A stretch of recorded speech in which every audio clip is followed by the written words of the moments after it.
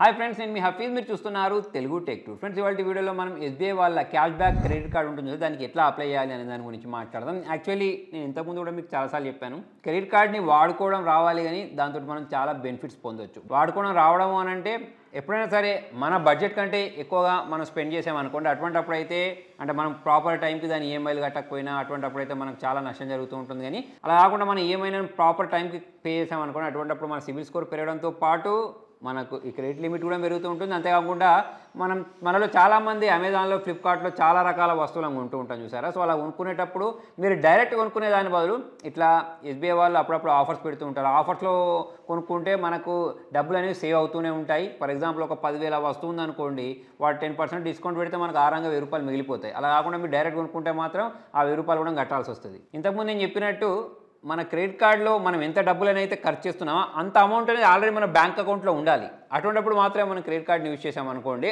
ఆ అమౌంట్ని మనం మళ్ళీ కట్టేయచ్చు. కాకపోతే ఇక్కడ మనకు ఒరిగే బెనిఫిట్స్ ఏంటి అని అంటే, ఇంతకుముందు చెప్పినట్టు మనకు ఇన్స్టాంట్ డిస్కౌంట్ వస్తుంది, ప్లస్ క్యాష్ బ్యాక్స్ వస్తూ ఉంటాయి, రివార్డ్ పాయింట్స్ వస్తూ ఉంటాయి. సో ఈ వీడియోలో మనం ఈ SBI cash back credit card గురించి మాట్లాడదాం. సో అమెజాన్లో, ఫ్లిప్కార్ట్లో, మింత్రాలో ఈ కార్డు యూజ్ చేసి మనం షాపింగ్ చేసినప్పుడు మనకు 5% వరకు అయితే డిస్కౌంట్ దొరుకుతూ ఉంటుంది.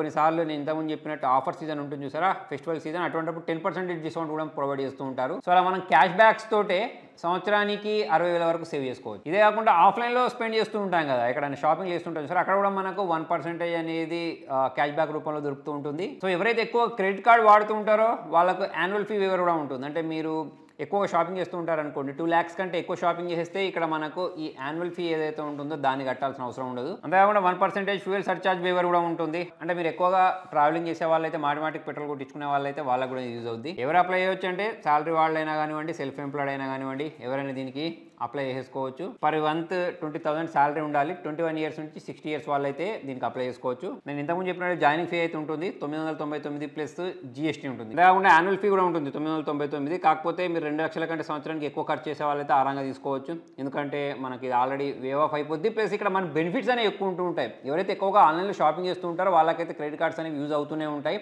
ప్లస్ నేను ఇంతకుముందు చెప్పినట్టు మనం ఎంతైతే షాపింగ్ చేస్తూ ఉంటామో అంత డబ్బులు అనేవి మన బ్యాంక్ అకౌంట్లో ఉండాలి. అటువంటిప్పుడు మాత్రమే క్రెడిట్ కార్డు వల్ల జరిగే కొన్ని దుష్పరిణామాలు లేకపోతే చెడు అనుభవాలు ఉంటాయి చూసారా, వాటిని మనం ఎదుర్కోవాల్సిన అవసరం ఉండదు. అలా కాకుండా మన సాలరీ తక్కువ ఉండి, మనం స్పెండ్ చేసేది ఎక్కువ ఉండి, మన ఈఎంఐలు ప్రాపర్గా కట్టుకోలేకపోతే మాత్రం అటువంటిప్పుడు మాత్రం మన మీద బండలు పడుతూ ఉంటాయి. సో మరి మీకు కూడా ఈ ఎస్బీఐకి సంబంధించిన క్యాష్ బ్యాక్ క్రెడిట్ కార్డ్ కావాలంటే లింక్ అనేది కింద డిస్క్రిప్షన్లో ఉంటుంది, దాన్ని క్లిక్ చేసి అప్లై చేయండి. నేను కూడా చాలా రకాల క్రెడిట్ కార్డ్స్ వాడుతూ ఉంటాను కాబట్టి చెప్తున్నాను. నేను నా స్టూడియో కోసం కెమెరా అయినా కానివ్వండి, లైట్స్ అయినా కానివ్వండి, లేకపోతే ఏ ప్రోడక్ట్ కొనుక్కున్నా సరే, ఎప్పుడైనా సరే క్రెడిట్ కార్డు మీద, ఏ క్రెడిట్ కార్డు మీద ఆఫర్ ఉంటే ఆ క్రెడిట్ కార్డుని చూస్ చేసుకొని ఆ వస్తువును కొనుక్కుంటూ ఉంటాను. ఆల్రెడీ నా అకౌంట్లో అమౌంట్ ఉంటుంది, కాకపోతే ఆ అమౌంట్తో డైరెక్ట్ కొనుక్కునే వాళ్ళు ఆ క్రెడిట్ కార్డు యూజ్ చేస్తే మనకు 1000-2000 తక్కువ వస్తూ ఉంటుంది కదా. సో అటువంటి బెనిఫిట్ని అయితే నేను పొందడానికి ఎక్కువ ట్రై చేస్తూ ఉంటాను. మరి మీలో ఎంతమంది దగ్గర క్రెడిట్ కార్డు ఉంది, ఏ క్రెడిట్ కార్డు యూజ్ చేస్తున్నారో కింద కామెంట్లో రాయండి. వీడియో నచ్చినట్లయితే లైక్ చేయండి, షేర్ చేయండి. Thank you.